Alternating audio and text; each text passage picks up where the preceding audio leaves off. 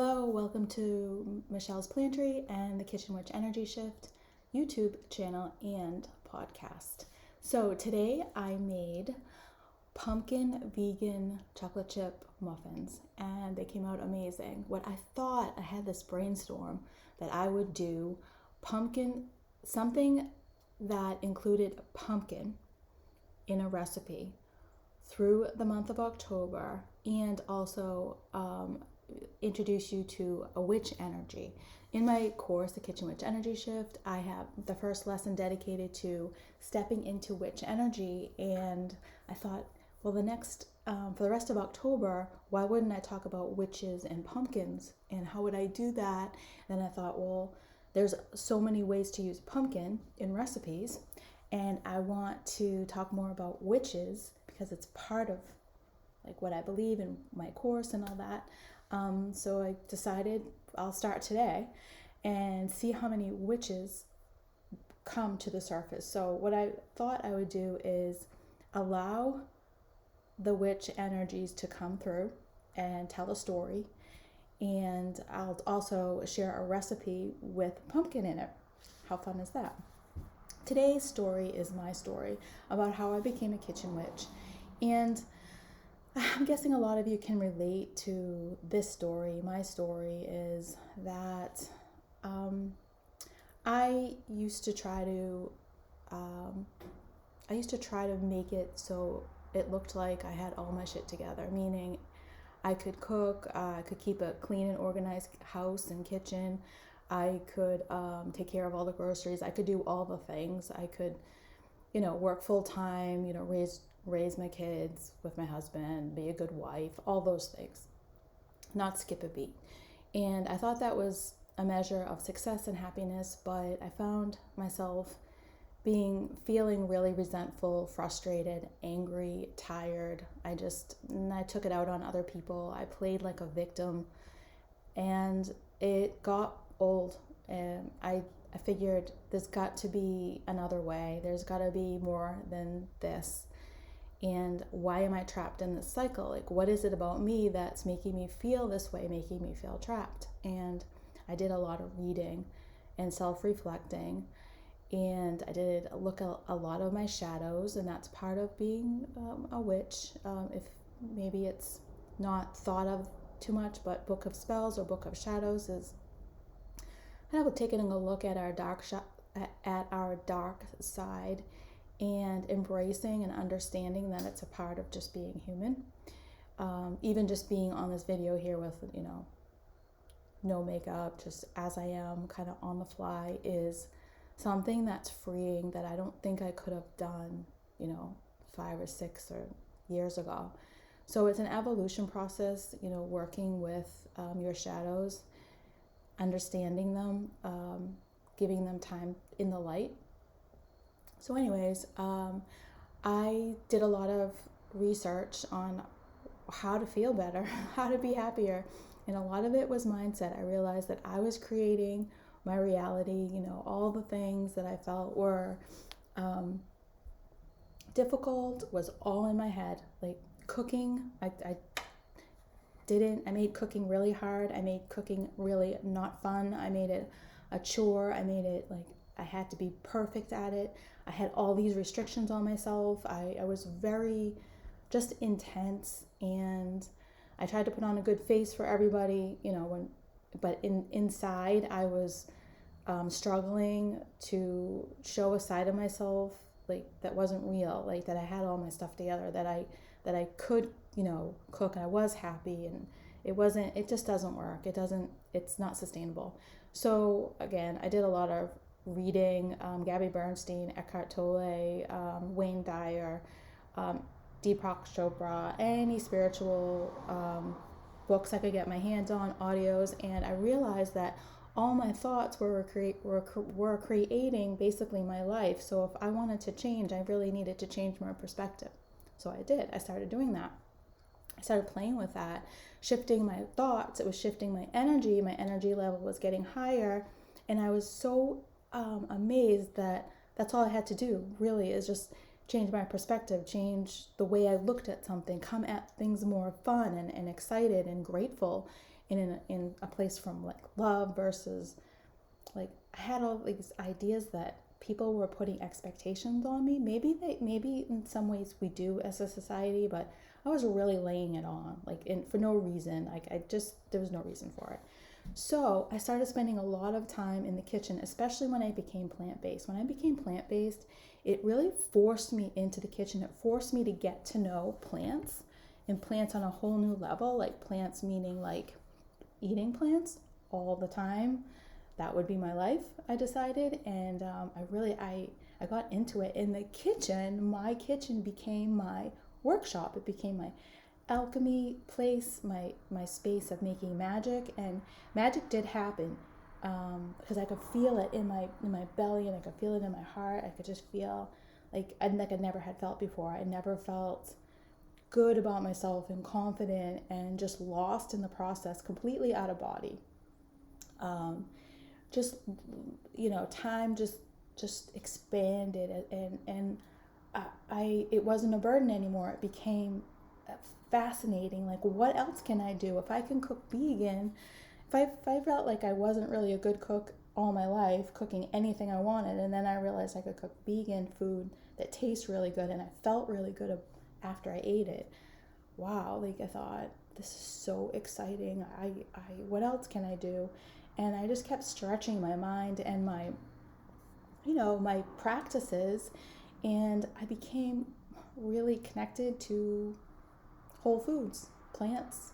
And each time I worked with a whole food, it's from nature. So working with the elements, as far as being a kitchen witch or any kind of witch, you're always working with elements, and you're honoring them, and you're connecting with them spiritually on a level that's hard to explain, but you just work with them, and you feel the power of them. It's hard, like I said, to explain. I say, if you're interested in learning more, just practice your craft of cooking or being out in the woods, connecting with nature, any ways that feel good for you. So each witch has their own personality, things that they're drawn to. It happens to be that I feel really excited and powerful and magical in the kitchen.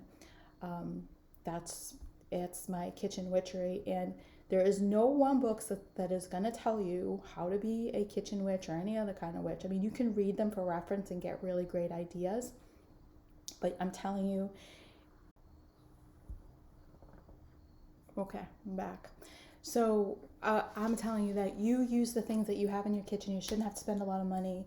Just start practicing cooking. Some of your meals are going to be disasters. One of the biggest turnarounds for me, one of the biggest breakthroughs that I had, was letting myself make a mess and spend as much time as I wanted to, and take the restrictions off myself.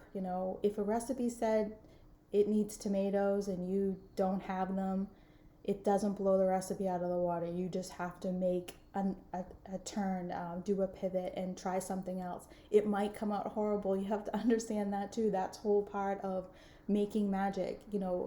Being the alchemist, being the scientist, being the adventurer, being the magician. You just have to work with your hands. Like, the biggest tools that you have are your hands. Your best tools are your hands, your imagination. You just let your heart go. You expand time. You use anything that you have in your kitchen. Go in your pantry. There's a can of some weird thing that that scares you. Open it up and play with it. Play with flavors. You will be amazed at how incredibly confident you become with practice. And then you can start bringing in ritual altars, using your pendulum, your tarot cards. These are things I use anyways on the side, but this my strongest. Being a kitchen witch is for me is feeling like your so much energy and power comes from your ability to talk to, work with, make magic with food. And so that is my story of becoming a kitchen. Just one day I just felt full of bliss and happiness and feelings that I don't get in any other place I'm working really in besides food. And I love all things witchy. And the fun part about being a kitchen witch is it's always evolving.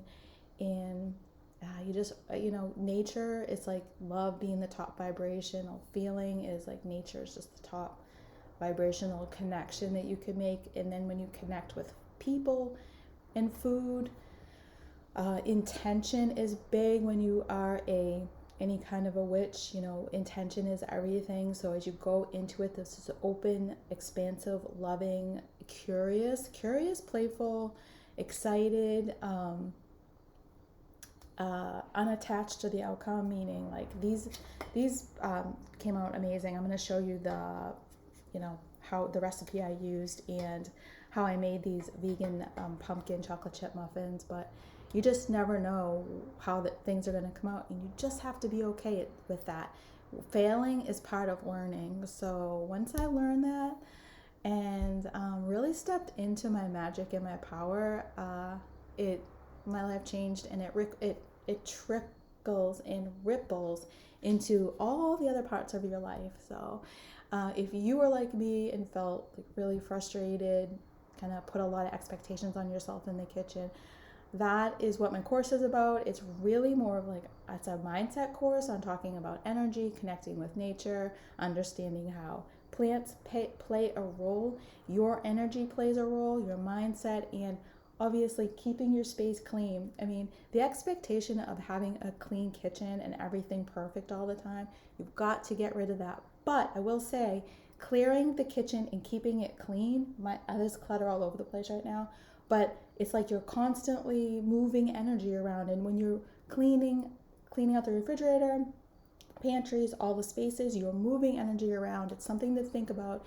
in a different perspective. You're increasing the energy. You don't want to leave things stagnant. You want to move things. Things are going to get messy. That's okay. There might be a sock on my kitchen counter literally like tomorrow, and shoes on the floor, and things open, and big messes. It's okay. This is a workshop. This is a workshop not just for me, it's for my whole family. And we do make a mess in here, but we all honor it by pulling together and cleaning it and taking care of it in this beautiful space that is the kitchen. A very magical, a very powerful place that I want you to spend more time in. If you feel called, if something I'm saying is connecting with you and you feel like, I want that, stick with me, reach out to me, take my course. I want you to feel as magical and happy in the kitchen, and understand that life can be exciting as you get older too. Like, I'm 53, and I think about all the things I have to learn still ahead of me, and that excites me. Our brains want to continue to learn and be challenged, but have fun with it. That's the key too. So thanks for listening and watching, and I'm gonna, like I said, this recipe, I'm just gonna show you who I got it from. Nora Cooks is a vegan blogger on the internet, and I use a lot of her recipes, so I'm gonna give a shout out to her. And yeah, they're delicious, and my family and I are gonna gobble them up. I don't know if there'll be any left by Monday. And next week next time we meet, I'm going to talk about another type of witch energy, and we'll talk about another recipe that you can use pumpkin. It's October, so we're talking witches and pumpkins. It'll be fun. I'll see you soon. Okay, let's make some vegan pumpkin muffins. I use coconut oil to line my baking pans. And yes, I use my hands and my fingers to put the coconut oil in. It's good enough to chop vegetables and take food in and out of bowls, so it's certainly good enough for that. Then I use the excess coconut to moisturize my hands. Perfect.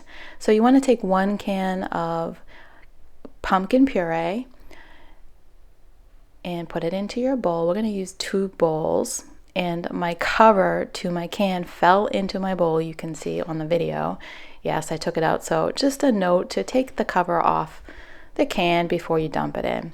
You're going to add 1/3 cup of either melted vegan butter or vegetable oil. I used vegetable oil.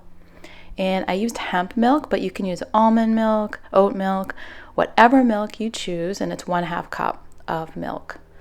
1 1/4 cup of brown sugar, but I actually cut it down to 3/4 of a cup of brown sugar because I knew I was adding chocolate chips. And then you just want to mix this wet ingredients together, mix it really well. So just take a minute to make sure it's all well combined with your whisk. And then once you're satisfied with that, you're going to grab another big bowl. So make sure this next bowl is big enough to hold all your dry ingredients. So let's move on to the dry ingredients. We're going to use 1 3/4 cup of all-purpose flour. I'm guessing you can play with other types of flour, but I stuck with this recipe pretty close, like pretty straightforward. I didn't veer off like I normally do. And she suggests to use a metal sifter or a sifter to sift the flour, which is a really good idea. I followed her advice because you could see at the end there was just some clumped up balls of flour. So this just makes a nicer end product. And then you want to use, let's see, 1 tablespoon of baking powder. So there we go there. And then I used pumpkin pie spice. She breaks it down to 2 teaspoons of ground cinnamon, a 1/2 teaspoon of ground nutmeg, 1/2 teaspoon of ground ginger, and 1/4 teaspoon of ground cloves. But you can just use 3 teaspoons of pumpkin pie spice. And then, of course, 1/2 teaspoon of salt. And then you're whisking this all together. So you want to whisk this together before putting the wet ingredients in. That's why you use 2 separate bowls. Because when you finally do combine the wet ingredient to the dry, you'll see here, we're going to be gentle with our mixing and fold it in and be sure not to overmix, because with gluten flour, the more you mix, the more tough the end product could be. So you'll notice that on recipes, baking recipes, they may say, don't overmix. And that's the reason, because the more you mix, the more elastic the gluten changes, and it can make it just not as good end product. So, and then this is optional. I added in 1 cup of non-dairy chocolate chips, but I think I actually used a little over 1/2 cup, and that was plenty for us. And you'll see here, just folding that in. Just be careful not to, again, overmix your batter.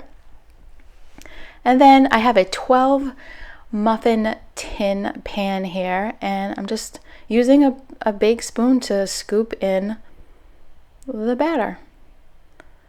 And that was while my stove, I use like a combo toaster oven, convection oven, and you set it at 350 and baked for 22 minutes, and they came out perfect.